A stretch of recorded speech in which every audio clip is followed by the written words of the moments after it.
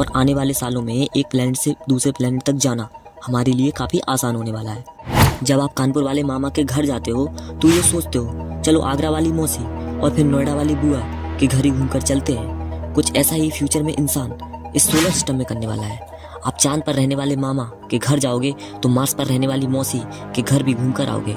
अब जब इतनी दूर तक आ ही गए हो तो प्लूटो पर रहने वाली बुआ के घर भी होकर आना चाहिए। लेकिन वेट अ मिनट, मून और मार्स तक तो ठीक है, लेकिन प्लूटो पर कौन सी बुआ रहती है भाई? वो 4 रॉकी प्लेनेट है। अब दोस्तों, इन 8 ग्रहों के अलावा कुछ ड्वार्फ प्लेनेट भी हमारे सूरज को ऑर्बिट करते हैं, जिनमें से एक प्लूटो भी है। दोस्तों, ड्वार्फ प्लेनेट यानी कि बौने ग्रह, इसका कॉन्सेप्ट सबसे पहले साल 2006 में इंटरनेशनल एस्ट्रोनॉमिकल यूनियन यानी कि IAU की उसी मीटिंग में रखा गया था, जिसमें प्लूटो को प्लेनेट की कैटेगरी से हटाया गया था। एक समय था जब हम इंसान यूनिवर्स में खोजे गए हर ऑब्जेक्ट को प्लेनेट ही मान लेते थे। मतलब चाहे वो एस्टेरॉयड हो या प्लेनेट, हम उसे प्लेनेट ही समझते थे। लेकिन जैसे जैसे हम और ज़्यादा ऑब्जेक्ट की खोज करते गए, हम उन्हें नए नए कैटेगरी में बांटते भी गए।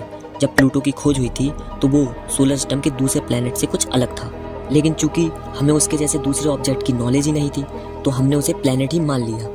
लेकिन जैसे जैसे प्लूटो की तरह और भी दूसरे ऑब्जेक्ट की खोज हुई तो ये मांग उठने लगा या तो इन सभी को प्लेनेट ही मान लिया जाए या फिर इनको किसी नई कैटेगरी में क्लासीफाई किया जाए। वहीं से ड्वार्फ प्लेनेट के कॉन्सेप्ट ने जन्म लिया। दरअसल कोई भी ऑब्जेक्ट प्लेनेट है या नहीं, इसको क्लासीफाई करने के लिए वैज्ञानिक ने 3 ऐसी रिक्वायरमेंट जाहिर की हैं जिनको अगर कोई प्लेनेट फुलफिल करता है तो ही उसे प्लेनेट का दर्जा दिया जाएगा। अगर हम उन रिक्वायरमेंट की बात करें तो पहला ये कि वो सूरज को ऑर्बिट करना चाहिए, जो कि प्लूटो भी करता है। दूसरा, उसका मैस और उसकी ग्रेविटी इतनी होनी चाहिए कि वो लगभग अपने राउंड शेप को बनाए रख सके, जो कि प्लूटो भी था। लेकिन फ्रेंड्स, तीसरे स्टेप में प्लूटो मार खा गया। और आखिरी बात ये कि एक प्लेनेट को इतना विशाल और मैसिव होना चाहिए कि वो अपने ऑर्बिट के आसपास के सारे सैटेलाइट को छोड़कर सभी चीज़ों को नष्ट कर दे। मतलब प्लैनेट्स अपने ऑर्बिट को बिल्कुल साफ रखते हैं। नहीं समझे? वेल, इसका मतलब ये है कि ग्रहों के ऑर्बिट में उस ग्रह और उसके चंद्रमाओं जो कि उसे ऑर्बिट करते हैं के सिवाय और कोई पिंड नहीं हो सकता। हालांकि प्लूटो सूरज से इतना दूर है कि इसका ज़्यादातर रास्ता लगभग शांत और साफ है। और एक खास बात करें तो प्लूटो ने अपने गुरुत्वाकर्षण से 5 आकाशीय पिंडों को अपने में बांध कर रखा है। और ये 5 प्लूटो के मून्स हैं, प्लूटो के चांद हैं। लेकिन फ्रेंड्स, यहाँ पे कुछ लोगों का ये भी कहना है कि प्लूटो प्लेनेट अब इसलिए नहीं है क्योंकि प्लूटो नेपच्यून के रास्ते में आता है, वो नेपच्यून का रास्ता क्रॉस करता है। हालांकि दोस्तों, ये बात सच है जो कि आप क्लियरली देख सकते हैं। प्लूटो सौरमंडल से इतना दूर है कि इसकी ऑर्बिट अंडाकार है। लेकिन फ्रेंड्स, एक प्लेनेट ना होने का कारण किसी और प्लेनेट का रास्ता काटना, ये बात इंटरनेशनल एस्ट्रोनॉमिकल यूनियन के उन 3 नए नियमों में शामिल नहीं है।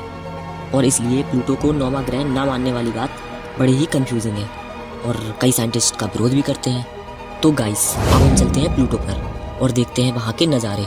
प्लूटो को क्लाइड टॉमबाउग ने 18 फरवरी 1930 में खोजा था। अब जैसे जैसे आप प्लूटो के करीब जाएंगे, अंतरिक्ष में ठंडी और अंधेरा बढ़ता ही चला जाएगा। आमतौर पर माना जाता है कि प्लूटो एक बेजान दुनिया है, लेकिन जब आप वहाँ पर पहुँचोगे तो आपका ये भ्रम टूट जाएगा। प्लूटो को कुछ दूर से देखने पर आपको वहाँ पर बर्फीले पहाड़, बिना क्रेटर वाले बड़े मैदान, कुछ ऊबड़ खाबड़ वाले इलाके और प्लूटो का एक बहुत बड़ा दिल भी आपको देखने को नसीब होगा। जी हाँ दोस्तों, इस लघु ग्रह का एक बहुत बड़ा दिल है।